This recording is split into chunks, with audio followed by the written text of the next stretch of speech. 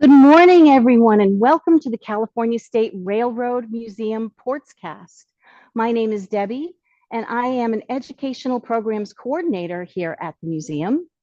Today, we are presenting our program, Westward Bound, Travel on the Transcontinental Railroad.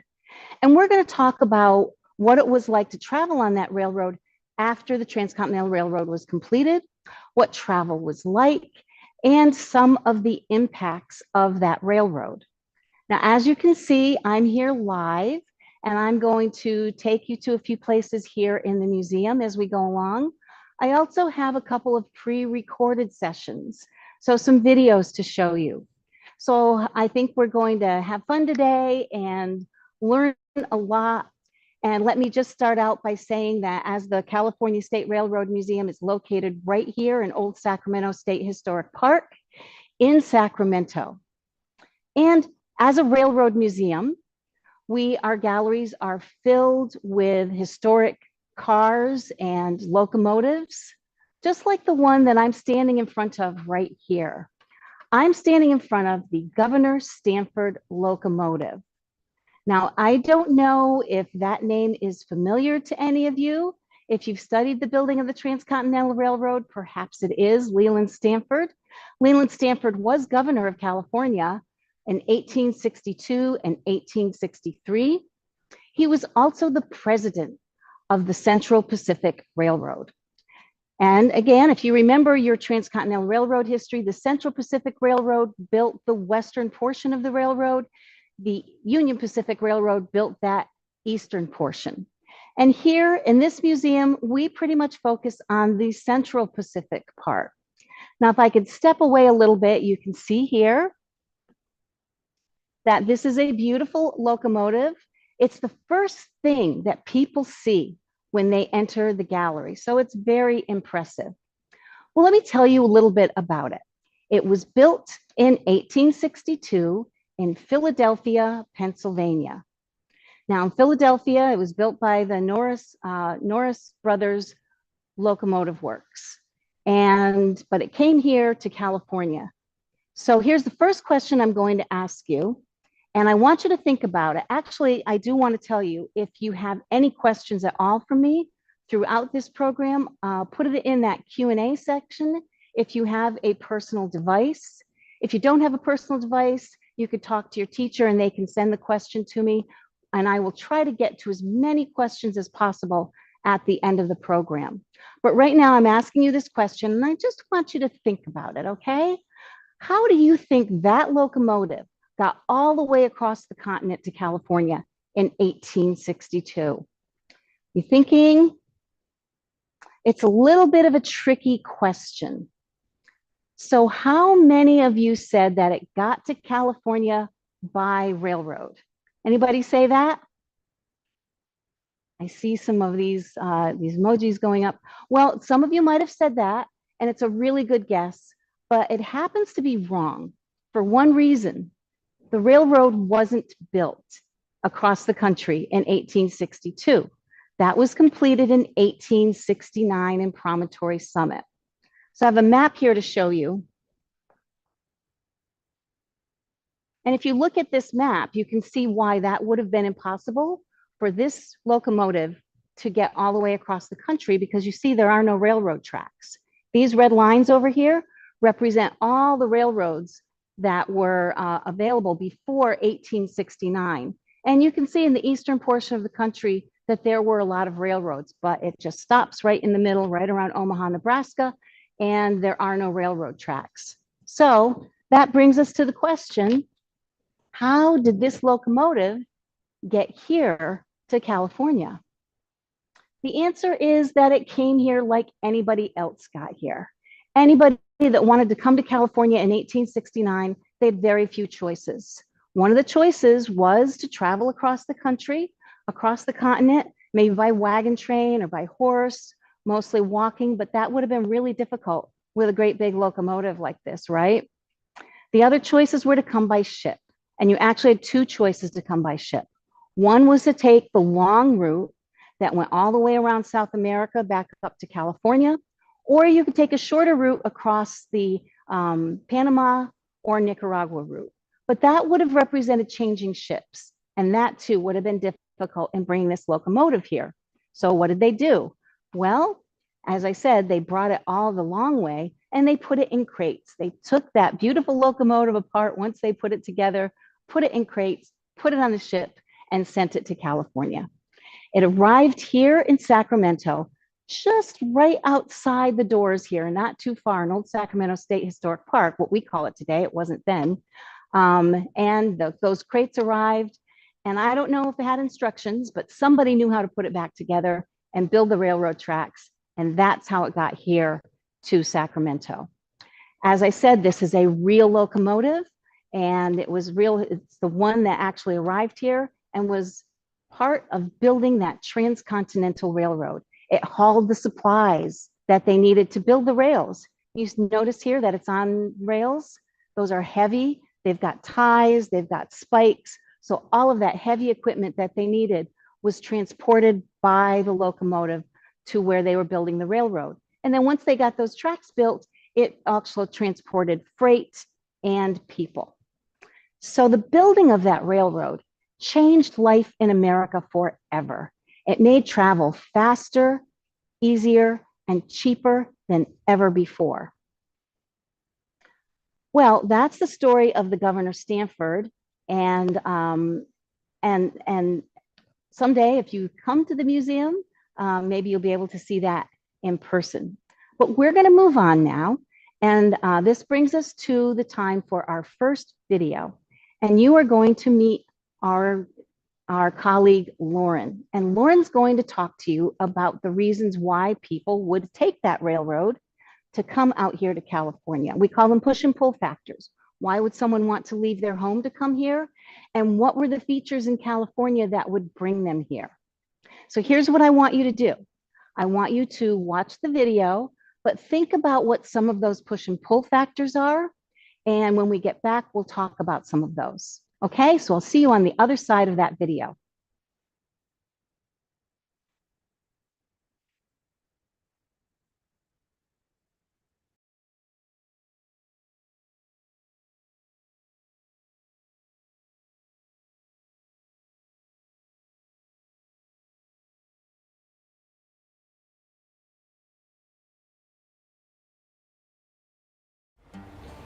So now we have this Transcontinental Railroad. There are trains and stations located across the country. If you lived in another part of the country, say over on the East Coast, you would have a decision to make. Should you stay where you are, or should you move somewhere else? In the East, tens of thousands of people took the new opportunity to leave overcrowded cities that had problems like unsafe drinking water, food shortages, and not enough work. These poor living conditions were push factors that influenced people to make a change and create a better life elsewhere. The railroads encouraged travel and settlement by attaching low-fare immigrant cars to their trains. These cars were packed with European immigrants headed west. Pull factors to the west was the opportunity for a better life, cheap land for sale, milder seasons and better weather for farming, and new work opportunities. Advertising was another powerful pull factor. The railroads hired famous writers in its campaign to sell property and attract tourists and settlers to California. Governmental agencies urged settlement, like with this poster created by the California Immigration Commission in 1885. It invites farmers and immigrants to California, the cornucopia of the world.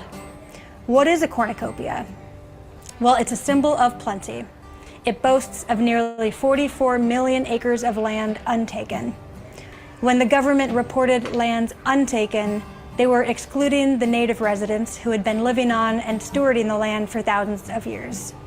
If you live in California, can you determine from this map which tribal region you live in? The Central Pacific and the Union Pacific Railroad companies acquired land to build the Transcontinental Railroad, which passed through 15 tribal territories from California to Nebraska. So how did the railroad come to acquire all of this land?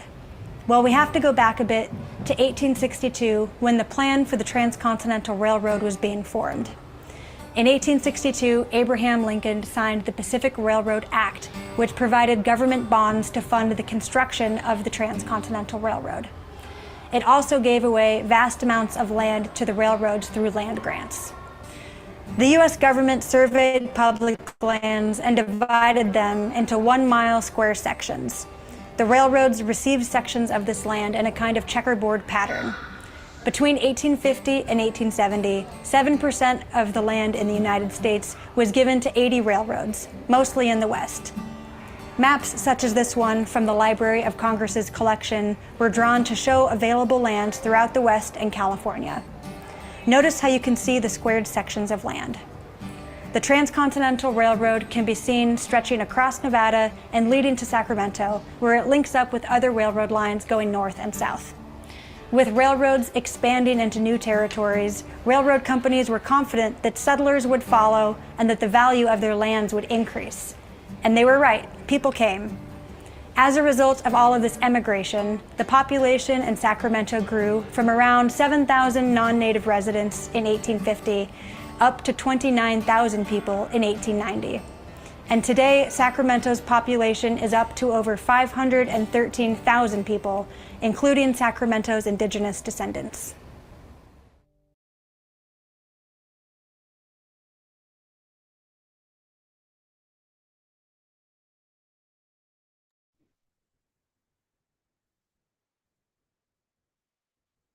Well, again, be here again. Welcome back. I hope you enjoyed that video and listening to Lauren talk about those push and pull factors. You can see that I have switched locations in the museum, and I will get to this in just a moment, but wanted to talk to you as I asked you, did you pay attention to what some of those push and pull factors are that brought people out west and brought them to California? So again, I just want you to think about what some of those are. How many of you thought about the weather? That the weather was better in California, so that attracted a lot of people to come out here. And if you notice that, that really was a big factor. For some people, farming would be easier. California, we don't get a lot of snow unless you live up in the mountains. The higher elevations get a lot of snow, but otherwise in the valleys and where we are, the weather is pretty temperate throughout the year. So weather would be one of those factors. And the other factor is that there was land available. Land was advertised to have to be able to start a new life. And if you were living in a city where it was very densely populated and you had, bad food, bad water, bad air, doesn't it sound wonderful to be able to come to a place where you could own land and have a home and just look for a better life? And when you really think about it, that's what anybody does, even today. People move to different places because they want a better way of life. So that's why people came out here, as Lauren said, by the hundreds of thousands. So very good. You were paying really good attention there, I know. Well, you can see, as I said, that I've changed locations. I am standing here in a passenger car, the Silver State passenger car, built by the Nevada Central Railroad in 1881. And it was considered a first-class car. So as we're talking about the railroad encouraged people to come out west, you might be able to travel in a car, maybe not such as this. This would be considered a first class. So the tickets cost a lot more money for a first class ticket. If you were moving here, you might travel on a different class that was cheaper. Lauren talked about emigrant class, which was third class, and that brought a lot of people out. But since I'm standing in this very beautiful car, let's take a look around and let's see some of the things that maybe you're wondering about, what you're noticing. And probably the first thing that you can see are these seats. Looking all the way back, I'll step away. See all these seats here. And they're soft, they're cushioned. They're kind of a red velvety kind of material. And if you're traveling first class, that would be very comfortable. If you were traveling third class, you would not have all of this velvet and padding on the seats. Some of the other things that students ask us about, right here, you see these. Anybody have any idea what that might be? one of the responses we get a lot is that they're luggage racks, but you may not be able to see, but they're really pretty small. It's about as wide as my hand is here. So if you were going to put your luggage in there, it would really have to be some pretty small luggage, right? But remember, the people in the 19th century wore hats, both men and women. So this would be a place where they might store their hats to keep their hats safe. I'm not sure if I mentioned this car was built in 1881. So think about that's the time of travel that they would have here. And isn't this very beautiful? All along here, you see the flowers and the birds that are all hand painted to make it just a really wonderful atmosphere. Some of the other things that students talk about is up here. They notice that there are these little doors. They look like storage containers. Yeah, that's up in the clear story of the car. And those would open up, but again, you wouldn't put your luggage in there. First of all, your luggage isn't like the luggage that we have today, where you're just carrying a suitcase on wheels. Their luggage back then was great big trunks. So there was a separate car for the baggage to be stored. But opening a window up here would bring in some light if they needed light. We've got some electric lights in here that you can see, but that would bring in light and create some kind of ventilation. You see the windows, people could open the windows as well. But if you open a window on a train that's going maybe about 40 miles an hour, you can bring in a lot of dust and dirt, bugs, and certainly maybe the soot that is back from the smokestack. So those are some of the things that we don't have this car open to the public. So it's a pretty special thing that we get to bring you inside. And I really hope that you enjoy seeing what it was like to travel first class in 1881 in Nevada. I said it was called the Silver State, and that's because of the silver strike in Nevada. So in California, you know about the gold rush. We are called the Golden State. Nevada is called the Silver State. And this car was named after that. Well, that brings us to time for our next video. And our next video, we're going to be talking about, now we've seen what it's like to travel by train and the reasons that people came here. Now we're going to take a tour of the Central Pacific Passenger Station. The reconstruction of that station is located right here in Old Sacramento State Historic Park. And we do have a video pre-recorded, and Jake will be leading you on that tour. In fact, it's Jake right now that's handling all the technical stuff. Jake, do you want to turn the camera around and say hi? There he is. You might recognize Jake if you've seen any of the videos, because he's kind of a celebrity around here. But enjoy the video, and we will talk about it on the other end.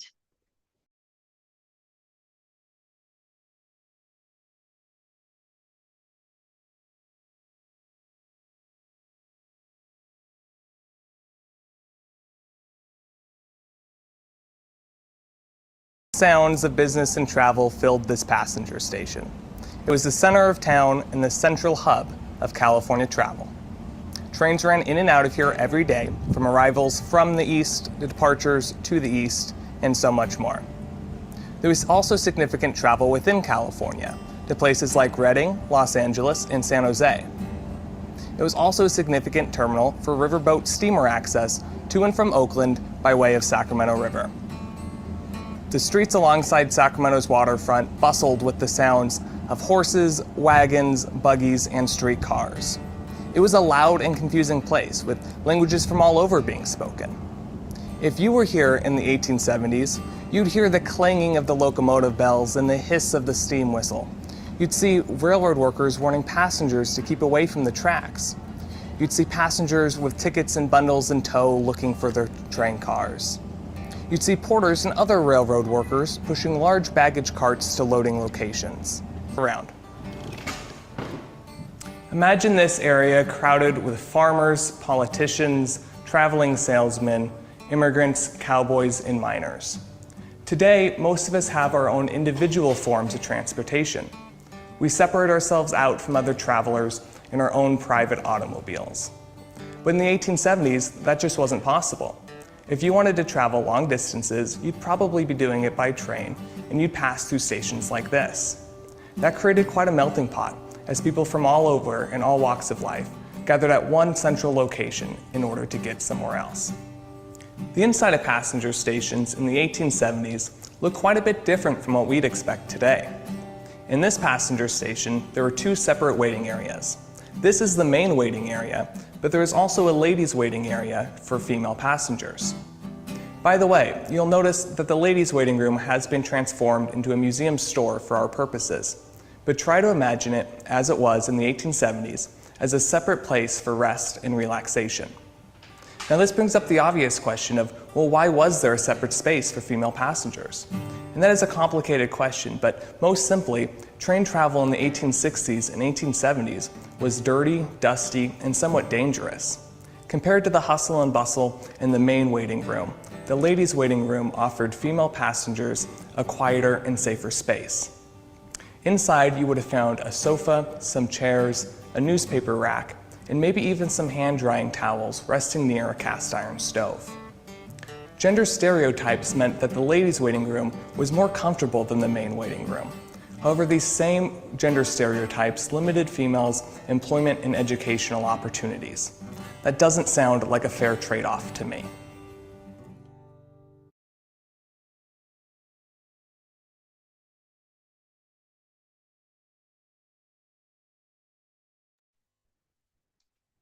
Well, hello and welcome back.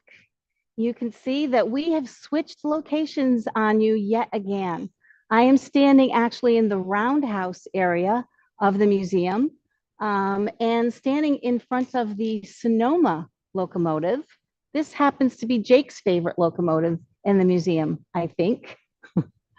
He's nodding yes. This is his favorite locomotive. And we are in the roundhouse area. And this is a question that we get from students and visitors all the time, is how we get these trains, these locomotives, these cars in and out of the museum. And kind of like what we learned with the Governor Stanford is that you have to have tracks to move train.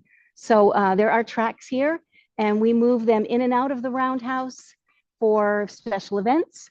People have weddings here, they have parties, and all kinds of events. So we'll move it out to clear out the roundhouse. And we also change those locomotives around a lot. So anytime you come here, you might see something different. Well, one of those things that Jake was talking about in that video, he gave you a nice tour of the Central Pacific Railroad station.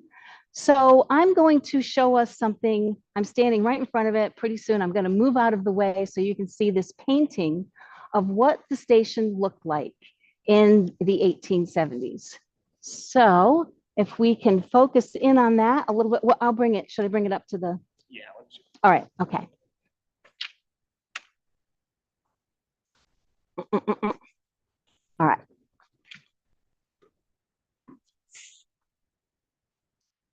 Well, we've got a little bit of glare here. Let's see if we can get rid of that glare.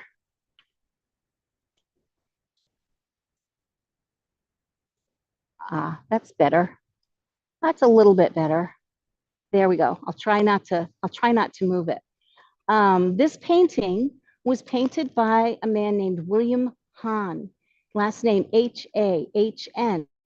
He painted it in 1874, and the name of it is the Sacramento Railroad Station. So this is a glimpse of what life looked like outside that passenger station that Jake took you on the tour of. This is what it might have looked like in 1874. There's a lot of activity there, don't you think? They did have photography back then, but I love this painting. I love it because it really is a glimpse of what people experienced back then. So I made up a few Post-it notes to maybe give us a little idea of some of the things that I want you to take a look at and see what some of the things are that you are noticing. And maybe the first one would be just this building here, right? That's the building Jake just took you to. It's the Central Pacific Passenger Station. So we're going to put a Post-it note right there. That's the station. Now, some of the other things that we notice is the train, right? You see the train coming through here. What do you think of that? Doesn't that look like it's really close to people? So they would have to be very careful right? And when the train is going in or out. And let me take a look at this. You can see we've got train locomotive there. And another thing are the horses. And if we look really closely, you can see how the horse is a little worked up and upset there. And the man is trying to calm him down. Did I point to the right thing? Yeah. So we have horses. There are horses all over here. There are, well, what do you think is happening right here? Let's see, I'll move that over the horse. What do you think is happening right here? You see they're actually young people, maybe people around 13, 14 years old. They were called runners in the day. And what did a runner do? A runner greeted people as they got off the train, grabbed their luggage, remember I said that they traveled by trunk? And probably these two guys are fighting over that trunk. And they would take that and run it off to a hotel that they were working at in the hopes that the person that belonged to the trunk would follow them and then stay in that hotel. They were considered a nuisance. If you read the newspapers from back then, there were a lot of articles about what a nuisance they were and what a pain they were. Think about your own travel experience and what that would be like if you travel by plane or train or bus. If you got off of that plane and someone just came along and grabbed your suitcase and then you had to follow them to the hotel that they were working at, that would indeed be very annoying, wouldn't it? So that's probably what's happening there. And before I put this Post-it note here, you can also see some children. You see the children there? They're probably city kids. You can see they're not even wearing shoes, right? And look at what the street's made out of. It's just made out of dirt. So we'll put the runner there. I think there's one for children. Yeah, okay. Now, one of the things we were also talking about was the class of travel. So if you look at some of these people here and how they're dressed, get that glare out of the way, those would be first class travelers. They're traveling with their own carriage and they're certainly dressed very nicely. So, and we can also see that there are people, I should have my glasses on, I can't see, saying goodbye or perhaps hello. Okay, we'll stop. So you could see that there is a lot of activity. Oh, there's one other thing. Everyone wants to talk about the dog. I think I covered him up, but there is a dog there. And this is really hard to see, but we have some Chinese workers that are in the crowd there, and we can tell by the hats that they're working on. So there's a lot to see in this painting, isn't there? A lot of things to notice. And I think that when you really think about it and you think of your own travel experiences, it can be pretty hectic too. Airports can be pretty hectic, and if you've ever taken a plane or bus or train. So that really brings us to the end of our program today. I'll remind you that if you have any questions, please send them with the Q&A, and we'll try to get to some of them. But what are the things that we talked about, and what are the things that we learned here today? We learned about the Transcontinental Railroad. We learned that the Transcontinental Railroad made travel in America faster, easier, cheaper than ever before. It truly did change life in America forever. And as such, those are some of the positive aspects of the Transcontinental Railroad. But along with those positive things, there are also some harmful effects. And one of the harmful effects would be the railroad and the environment. We get a lot of questions about this. So when we think about the railroad needed and used so many resources, and really top among them was timber or wood. What did they need that wood for? Well, they needed wood for fuel. We can see that right here on the Sonoma. You see all the wood that's in there. They burned that for fuel to make the engine go. They needed wood to build the cars. These are all wooden cars here. So they needed wood for that. They needed wood for the tracks. On the tracks, they needed those railroad ties made out of wood. Bridges for the trains to cross, and the passenger stations like the one that Jake took you on the tour of. All that required a tremendous amount of wood. So that certainly affected the environment. These steam engines also polluted the air and polluted the water. So those are some of the harmful environmental effects that really continued and really changed a lot of the ecosystems. But one of the things that we talked about also was the positive effect of bringing people out west because of the availability of land, right? And that certainly was positive and beneficial for a lot of people, but it was also harmful to other people, namely the Native Americans who were living on that land. This was land that the railroads built right through Native American land, promised it to people despite the treaties that they had with some of those Native Americans saying that the land was theirs.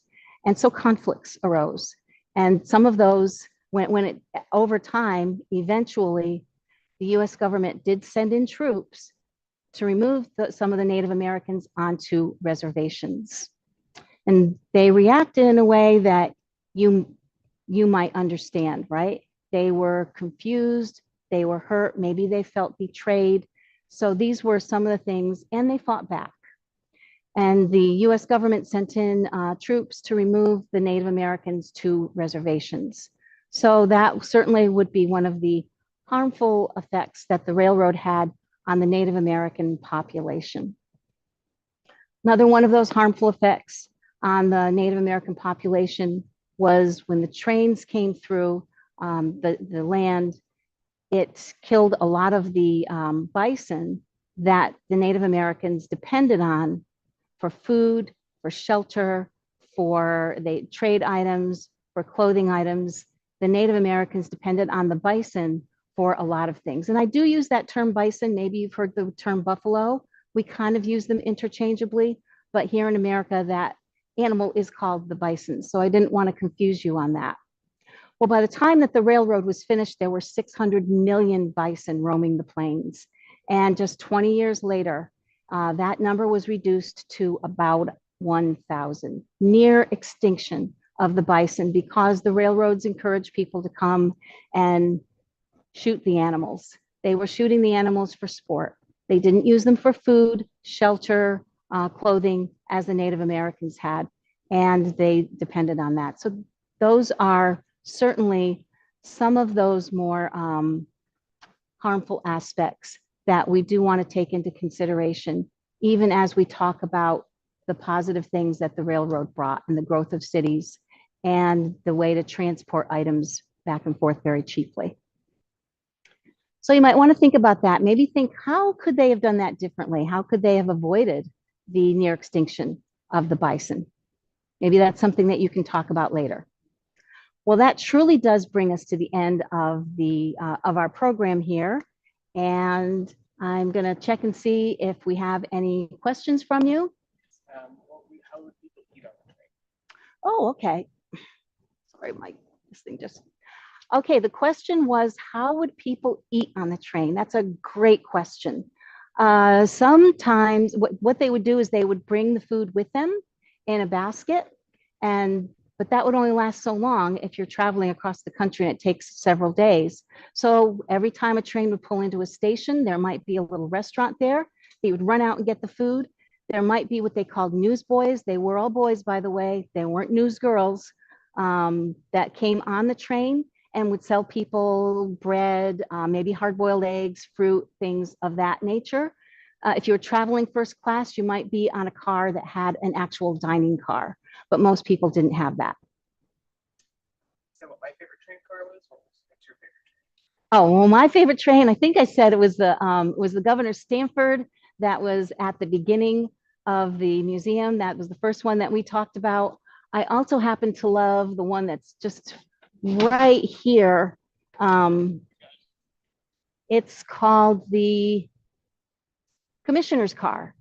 And we don't get a real good look at it here today, but I really love that car because it is the oldest car that we have in the museum.